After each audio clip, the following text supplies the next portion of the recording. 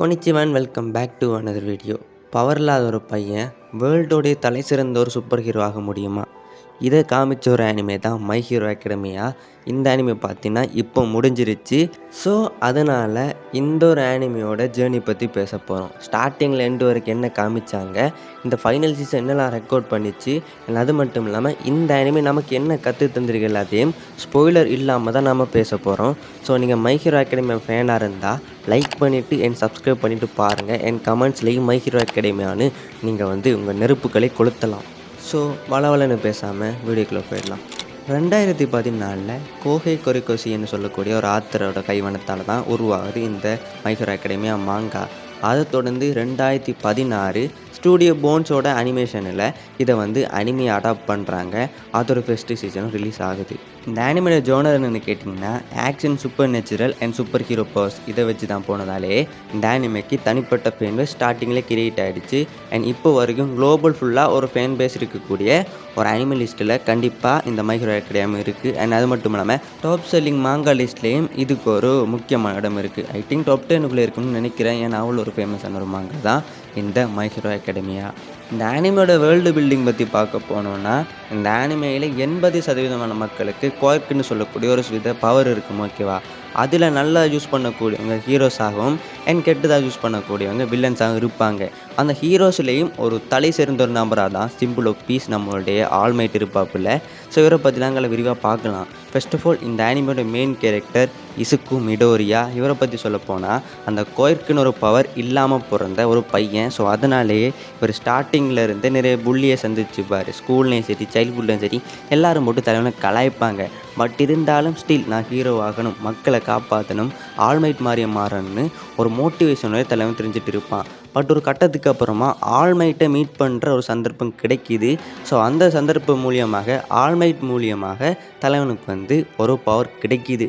So அதை கொஞ்சம் கொஞ்சமாக ஹார்ட் ட்ரைனிங் பண்ணி பில்டு பண்ணி அவன் தலை சிறந்த ஹீரோ ஆகுனானா இல்லை என்ன ஆச்சுன்னு சொல்லக்கூடிய அனிமே தான் இந்த மை ஹீரோ அகாடமியா. இசுக்கு மிடோரியா தவிர்த்து மிக முக்கியமான காட்டப்பட்ட கேரக்டர்ஸில் ஆல்மைட் இருப்பாப்புல. ஆல்மைட் பற்றி சொல்ல போனால் நான் ஸ்டார்டிங்கில் சொன்ன மாதிரி தான் சிம்பிள் ஆஃப் பீஸ். இவர் வந்தாலே அந்த மக்களுக்கு பயம் போயிடும். ஏன்னா அவர் எப்படியாச்சும் மக்களை ரெஸ்கியூ பண்ணிடுவார்னு எல்லாருக்கும் தெரியும். பட் என்ன தான் இருந்தாலும் ஆல்மைட்டுக்கு ஒரு கட்டத்துக்கு அப்புறமா அவரை பவரை ஒழுங்காக யூஸ் பண்ணுற நிலைமை போயிடும். ஸோ அப்படி இருந்தும் அவர் ஹீரோவாக போராடுவார். அந்த சீன்ஸ் எல்லாம் அனிமேல பார்க்கும்போது ரொம்ப ஹார்ட் டச்சிங்காக இருக்கும். அத்தோட தலைவர் சோர்ந்து போகாமல் தன்னோட நெக்ஸ்ட் ஜென்ரேஷனுக்கு ட்ரைனிங் கொடுத்தது இருக்கும் போல். ஸோ இவ்வளோ நல்லா அதை ஆல்மைட்டையும் காமிச்சிருப்பாங்க. ஆல்மைட்டுக்கு அப்புறமா இந்த அனிமேயில் ரொம்ப முக்கியமாக காமிச்ச ஒரு கேரக்டர் தான் பகுகோ.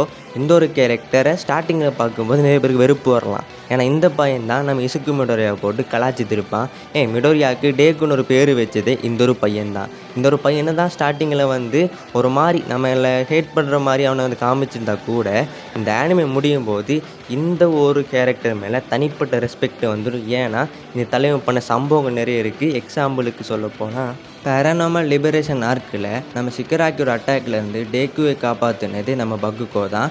என்னதான் நம்ம டேக்கு பகுக்கோட ரைவலாக இருந்தால் கூட ஸ்டில் அவனோட ஃப்ரெண்டு. ஸோ அந்த ஒரு ரீசனுக்காக தான் தலைவன் காப்பாற்ற போயிருப்பான். பட் அவனுக்கு அதை போன மாதிரி சொல்லியிருக்க மாட்டான். ஏன்னா அவனுக்குள்ளே அந்த ஈகோ கில்ட்டு இருக்குது.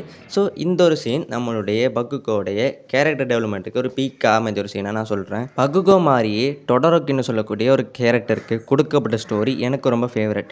ஏன்னு கேட்டிங்கன்னா இந்த கேரக்டர் ஸ்டார்டிங்கில் காமிக்கும் போது சைலண்டாக ரொம்ப இன்டெலிஜென்ட்டாக காமிச்சிருப்பானுங்க. தலைவன் எப்போயும் ஒரு ஐஸ் பேஸ்டு பவர் தான் யூஸ் பண்ணுவான். ஆனால் அவனுக்கிட்ட ஒரு ஃபயர் பேஸ்டு பவர் இருக்கும். தென் வை அவன் அந்த ஃபயர் பவரை யூஸ் பண்ணுறலன்னு கேட்டிங்கன்னா அவங்க அப்பா மேலே அவனுக்கு ஒரு ஹேட் இருக்கும். அவங்க அப்பாவோட பவர் தான் ஃபயர் பவர். ஸோ அந்த பவர் தான் இவனுக்கிட்ட இருக்குது. ஸோ தன்னுடைய அப்பாவோட பவரை யூஸ் பண்ணக்கூடாதுன்னு தான் அவன் அந்த பவரை யூஸ் பண்ணாமல் இருப்பான். பட் ஒரு கட்டத்தில் அந்த ஃபயர் பவரை யூஸ் பண்ண வேண்டிய கட்டாயம் வரும். அந்த டைமில் அது அவனுடைய பவரை நான் ரியலைஸ் பண்ணி அவன் அந்த பவரை யூஸ் பண்ணி டேக்குவன் அவன் ஃப்ரெண்ட்ஸை காப்பாற்றுவான். அது மட்டும் இல்லாமல் அதுக்கப்புறமா அவங்க அப்பா மேலே அவனுக்கு தனிப்பட்ட மரியாதையும் வரும். அதுக்கப்புறமா அவங்க ரிலேஷன்ஷிப் கூட நல்லா தான் போகும். இப்படிப்பட்ட ஒரு கேரக்டர் ஆர்க் தான் நம்மளுடைய டொடோரோக்கு கொடுக்கப்பட்டிருக்கும். அண்ட் டொடோரோக்கு கூட ரொம்ப ஒரு பாப்புலரான கேரக்டராக இந்த மை ஹீரோ அகாடமியில் இருக்கார். ஸோ இப்படி தான் பார்த்தீங்கன்னா இந்த ஆனிமேயில் நிறைய கேரக்டர்ஸ் காமிச்சிருப்பானுங்க. அதில் ஒரு சில முக்கியமான கேரக்டர்ஸுக்கு ஸ்டோரி கொடுத்து அவங்களே நல்லா பில்டு பண்ணி கொண்டு போயிருப்பாங்க. இந்த அனிமேல வில்லனா Shigaraki and all in one வந்து காமிச்சிருப்பானுங்க. அதுவும் ரொம்ப பவர்ஃபுல்லான வில்லன்ஸ். அண்ட் அவங்கள எப்படி டெஃபீட் பண்ண போகிறாங்கன்னு ஒரு க்யூரியாசிட்டியே நம்ம ஆனிமேல பார்க்கக்கூடிய இருக்கும்.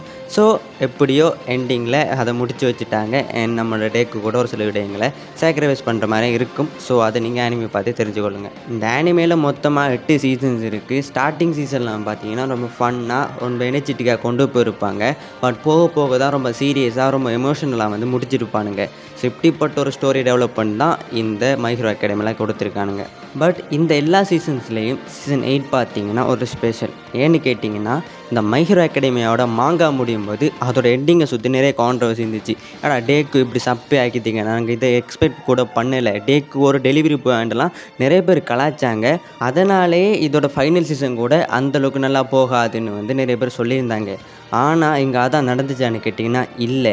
இது வரைக்கும் எந்த அனிமே செய்யாத ஒரு ரெக்கார்டு இந்த அனிமே பண்ணியிருக்கு. அதாவது இந்த சீசன் 8 ரிலீஸ் ஆன எல்லா எபிசோட்ஸுமே IMDbல 9க்கு மேற்பட்ட ரேட்டிங்ஸ் எடுத்துக்கொண்டு இந்த anime one of the best அனிமையாக இந்த வருஷம் ரிலீஸ் ஆகிருக்கு. மாங்கா எண்டிங்கை பார்த்து கழுவி ஊற்ற நிறைய பேர் கூட இப்போ அனிமே எண்டிங்கை பார்த்து கண் கலங்கியிருக்காங்க. ஏன்னா இந்த அனிமே முடியும் போது நமக்கு சொல்லித்தந்த லெசன் அப்படி. அது என்ன லெசன்னு கேட்டிங்கன்னா, நீ ஹீரோ ஆகிறதுக்கு உனக்கு சூப்பர் பவர்லாம் தேவையில்லை, நீ மற்றவங்களுக்கு உதவணும்னு நினச்சா நீ ஆல்ரெடி ஹீரோ தான். அதை தான் இந்த அனிமே ப்ரூவ் பண்ணியிருக்கு. ஸோ ரொம்ப ஒரு மோட்டிவேஷனல் அனிமே. இந்த டேக்கோட ஸ்டோரியிலேருந்து நீங்கள் நிறைய லெசன்ஸ் எடுத்துக்கொள்ளலாம். ஸோ இப்படிப்பட்ட one of the best anime தான் இப்போ முடிஞ்சிருக்கு. இதோட முடிவை நினச்சி நிறைய பேர்ஸ் ரொம்ப எமோஷனலாக ஃபீல் ஆகிட்டு இருப்பீங்க. பட் இருந்தாலும் இது இதோட முடிய போகிறதில்ல. மை ஹீரோ அகாடமியா விஜிலாண்டிஸ்னு சொல்லக்கூடிய ஒரு ப்ரீக்வல் ஸ்டோரி அனிமே சீரிஸ் வந்துட்டுருக்கு. சீசன் 1 பார்த்தீங்கன்னா இந்த இயர் ரிலீஸ் பண்ணியிருந்தாங்க. சீசன் 2லாம் பார்த்தீங்கன்னா நெக்ஸ்ட் இயர் ரிலீஸ் ஆகணும்னு சொல்லியிருக்காங்க. ஸோ இப்படிப்பட்ட சைட் ஸ்டோரிஸுக்கான அனிமே அடாப்டேஷன் நம்ம எதிர்பார்க்கலாம். பட் இருந்தாலும் மெயின் ஸ்டோரி கம்ப்ளீட்டாக முடிஞ்சிருச்சு. ஸோ இவ்வளோ தான் பார்த்தீங்கன்னா இந்த ஒரு மை ஹீரோ அகாடமியாவோட ஜேர்னி. ஸோ இது நிறைய பேரை வந்து மாற்றிருக்கலாம். ஸோ உங்களுக்கு இந்த அனிமே எப்படி இருந்துச்சுன்னு கமெண்ட் சொல்லிட்டு போயிருங்க. ஸோ நீங்கள் யாராச்சும் இன்னும் இந்த அனிமே பார்க்கலன்னா கண்டிப்பாக போய் பார்த்துருங்க. ரொம்ப ஒரு மோட்டிவேஷனல் அனிமே.